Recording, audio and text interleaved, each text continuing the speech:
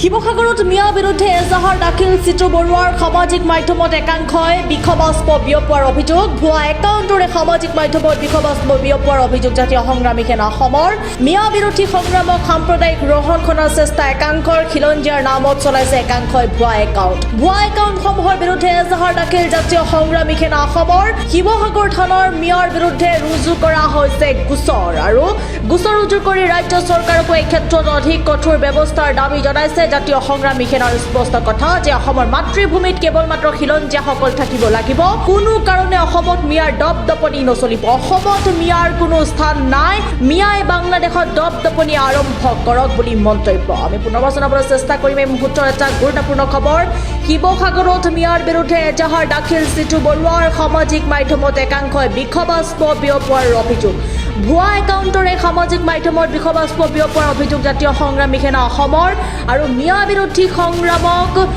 সাম্প্ৰদায়িক গ্ৰহণ কৰাৰ চেষ্টা একাংশৰ খিলঞ্জীয়াৰ নামত চলাইছে একাংশই ভুৱা একাউণ্টসমূহৰ বিৰুদ্ধে এজাহাৰ দাখিল জাতীয় সংগ্ৰামী সেনা অসমৰ শিৱসাগৰ থানাৰ মিয়াৰ বিৰুদ্ধে ৰুজু কৰা হৈছে গোচৰ আৰু গোচৰ ৰুজু কৰি ৰাজ্য চৰকাৰক এই ক্ষেত্ৰত অধিক কঠোৰ ব্যৱস্থাৰ দাবী জনাইছে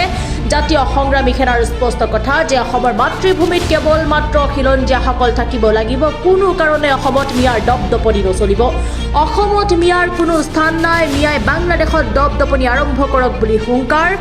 জাতীয় সংগ্ৰামী সেনা অসমৰ অসমে অসমীয়া জাতিৰ এক সুৰক্ষিত ভৱিষ্যতৰ কাৰণে বিগত বছৰ ধৰি আমি কাম কৰি আহিছোঁ আৰু যেতিয়া আমি জাতীয় সংগ্ৰামী সেনা অসমে আমাৰ লক্ষ্য উদ্দেশ্যক আগত ৰাখি আমি অবৈধ সন্দেহযুক্ত নাগৰিকৰ বিৰুদ্ধে যেতিয়া আমি অভিযান চলাওঁ আমি দেখা পাওঁ যে সামাজিক মাধ্যমত একাংশ মিয়াই নানা ধৰণে অশ্লীল ভাষাৰে আমাক গালি গালাজ কৰিবলৈ আৰম্ভ কৰে আৰু আটাইতকৈ ডাঙৰ কথাটো হৈছে যে এই মিয়াখিনিয়ে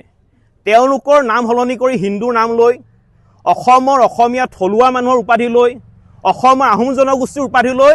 নানা ধৰণে কিন্তু অসমীয়া হুংকাৰ দিবলৈ তেওঁলোকে আৰম্ভ কৰিছে আৰু এটা ডাঙৰ কথা হৈছে যে এওঁলোকে অসমৰ অসমীয়া জীয়ৰী বোৱাৰীক মুকলিকৈ ধৰ্ষণ কৰিম বুলি তেওঁলোকে ভাবুকি দিয়ে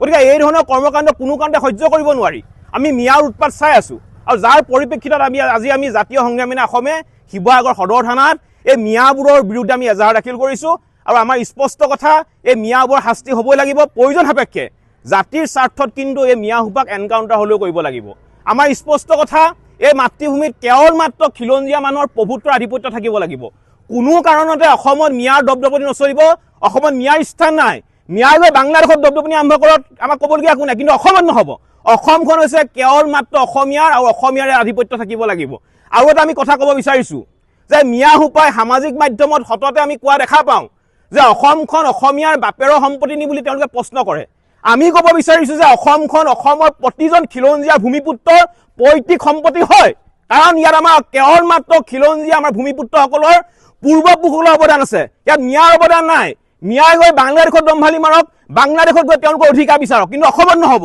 আৰু জাতীয় সংগ্ৰামী সেনা অসমে মিয়াৰ বিৰুদ্ধে আমি যিখন অভিযান চলাই আছোঁ অভিযান চলি থাকিব হাজাৰ ধুমুহা আহিলেও হাজাৰ শক্তি প্ৰয়োগ কৰিলেও কোনেও আমাৰ এই